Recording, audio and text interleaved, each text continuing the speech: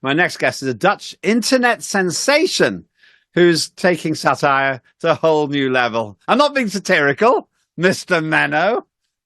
I'm not poking fun at you, but I'm acutely aware as somebody who's actually dabbled in your profession. I'm not going to try to compete with you now because I'm in awe of what you've done. You've actually made a living out of making laughs. Greetings. Well, Thanks for joining us on today's News Talk. How did you get into this? Oh, before we go any further, if it's all right with you, for those who haven't heard of you, let's play a clip so that they get an idea of your wonderful work. Can we play that clip, please? Trans women are men because we are not. We're not. It's time for a song. My choice to be a woman makes me more woman than a lot of women out there. Ain't I a woman? This is the beauty of being a woman and having curves. I'm a girl. Young man, why'd you think that you'd pass? I said, young man. Have you been smoking grass? I said, young man. You're in your own sex class and you'll never be a woman, young man. So you're wearing a dress? I said, young man. But we aren't impressed? I said, young man. Everybody can guess that you're not an actual woman. That girl, she's a guy. I guess it must be that Y chromosome can't get away from that Y chromosome. It's in every cell, it's in your DNA, and you can't make it go away. It's plain to see it's that Y chromosome. You're male because of that Y chromosome. It has made you a man, it determines your sex, and you can't change it to an X. Well, yeah, there's probably an angry mob of wokeists marching towards you right now, Mr. Meno. How dare you mock? How dare you mock? You know what? The great Christopher Hitchens once said, it's not only important to mock it, it's actually our duty. Because that's how you call out the nonsense. And so that's where I'm coming from. And that song was basically inspired by me being in a waiting room. I was on my own, and then somebody walked in. And I'm quite involved in this whole sex versus gender debate. And one of the things that they always tell us from the other side, if you like, is you can't tell a person's sex. But obviously, most of us can most of the time. So I see this person coming to this waiting room. And I didn't really look at them properly, just from the corner of my eye. And I saw long blonde hair, a mini skirt, a girl's puffer jacket, those stripper high heels. And it was the 31st of December, right? It wasn't a warm day. And then straight away, my brain just went, man. So I just wondered, how do I know this? And then he filled up his water bottle at the water fountain and he sort of pushed his ass back and he was being very slutty about it. And then he asked the question, and it wasn't that kind of voice, which is, you know, they're trying to take the bass out of voice to sound more like a lady. So I just went, I was right. Now, how did I spot that in an instant without thinking? And then that line just came into my head. I guess it must be that Y chromosome. And I thought, okay, that's how my brain works. So that was an inspiration, as well as the wokerama that we seem to live in. I don't know if you saw Valentine, is it Petrillo? There's an Italian man, it seemed, competing in the Paralympics, and then we had the two male boxers in the female Olympics who encouraged some people to say that you should be allowed to kick a female boxer in the nuts just to balance the playing field. What do you make of this? Yeah. What do you make of this? Well, look, it's like everything's gone crazy. I think, you know, that's been pretty clear for a while now, but it's, you know, we're talking about parody and satire. It's like now life is imitating satire. Yeah.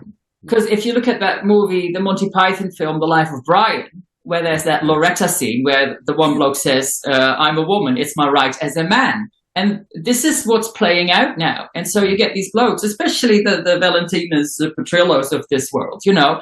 He obviously was born a boy, grew into a man, married a woman, fathered 2 children. And now he says, you know, his inner Shania's got the better of him. And he goes, man, I feel like a woman. And it's like, well, first of all, woman is not a feeling. So what are you talking about?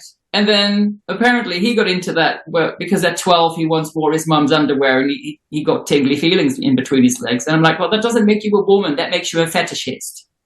And for some reason, all these men are given free rein, right? And on the serious note, him taking part at the Paralympics means that actual women with disabilities cannot take part. So it's actually a very dark, sinister thing that's happening here with all this trans stuff. And I'm not just coming at this randomly. I've been looking at this for a good 4 years. And I used to have friends, where I went into hospital to hold their hands after they had their penises inverted. And I would bring a card that said, "It's a girl," because I'd never thought about it. I never really thought about what is really happening here. And what does it mean for women and girls when they're told that they can't talk about this stuff? Like in Australia, we just had this case, Giggle versus Tickle, where you've got a real grease bloke, ugly bloated toad of a man. And he says, "I'm a woman." He wants to get on a women-only app. The woman who runs the app said, "Well, hold on, you're a bloke." And he goes, "I'm a woman. End of story." Like there's such arrogance that comes with it. And it's that arrogance that I take aim at and the delusion of it all. But it's a tiny proportion. Interestingly enough, I was looking at statistics, and the official national statistics claims that people who are not straight in the UK, or identify not straight, gone up from 1.8% to 3.5%, and we can argue that case. But still, even with their statistics, 96.5% have no trouble saying that they're straight, they're male or female. But that small percentage presumably come after you. Presumably they criticize you because you're making fun of their right to be woke. Yeah, but then I turned that into a song. They call me Nazi, they call me fascist, they call me bigot, they call me, whatever. That's not my name. Because humor is such a great way of dealing with madness. And that's, so what I sort of do, it's pointing out the bonkerness of what's going on so much. But two, it's for the people on my side, if you like, it's to sort of, entertain the troops. Because it's about stress relief. It's about having a laugh and going, yeah, we're not crazy, actually. Elle Canada included two men, as far as I could see, in an article about there not being a glass ceiling for women. Right. I don't know if you saw this. It's like, yes, I don't even understand what the message is. Like every day there is something like this. Every day, because this has been going on for years and years and years. And sometimes people ask, how did we get here? And actually you have to go back to the 50s and the 60s when groups of men, particularly in the States, and these were fetishistic transvestites, they would meet up and have their little getaways away from life, and they could, wear their dresses without being scared of, getting their heads bashed, whatever. And they'd all go to each other, "Oh, don't you look lovely? Oh, yes, you look lovely too," or whatever. But some of them were attorneys, and some of them actually became very influential. They started putting all these networks down and these organizations. And then bit by bit, that grew into this huge lobby. And like, I'm a gay man, and I often get told, "Ooh, well, it was gay marriage. That was the slippery slope. It all started with gay marriage." No, it started way back in the 50s and the 60s. And if you look around the world, the different countries, the right to legally change your sex happened decades before gays got the right to marriage. So you talked about pushback. Pushback that I get is usually online. On the street, maybe once a week, once every 2 weeks, I meet people and they go, "Oh, thank you." And I find that really interesting because I'm not a famous person. I don't have my face on in magazines or in the paper or on TV. And still, with the small YouTube channel that I have, it's enough for people to recognize me in the street and to want to say hello and to say thank you or this or that. So to me, that's a good sign. Where will this go? Is it going to carry on becoming more wokish and oppressive? Or do you see any crumbs of comfort here at all?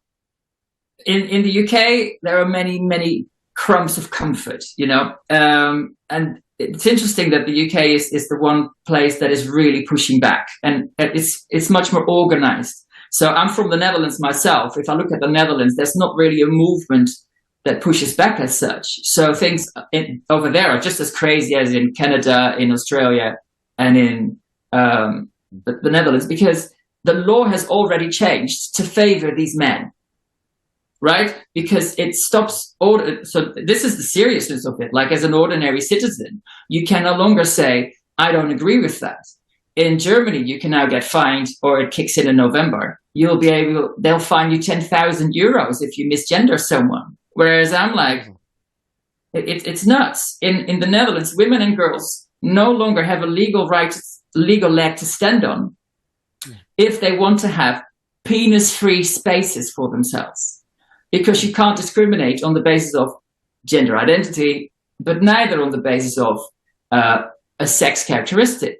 And in Holland, gender identity, sex characteristics is all under the umbrella of sex. In the UK, at least, it's separated in the law. There's different protections. But in Holland, you can't even talk about the reality of sex anymore. Yeah. And that's it's mad. With fans like J.K. Rowling and Ricky Gervais, you must be on the right path. Put me on that list of fans as well. I really am grateful for you coming on, Mr. Meno, and we'll get you back on soon, assuming that neither of us is cancelled in the meantime. Otherwise, I'll see you in an Estonian prison. Thanks very much indeed. Estonian prison, in the man's prison. Well, it's going to have to be, because that's the only place there's space for British prisoners now, or at least UK-based prisoners. We're going to stay on the theme of free speech with my next guest in a moment. That's Tom Harris from the Free Speech Union. I'll ask him what he makes of this and everything else going on in the UK. All of that with me, Lembit Öpik, here on TNT. See you in a minute. TNT Radio News.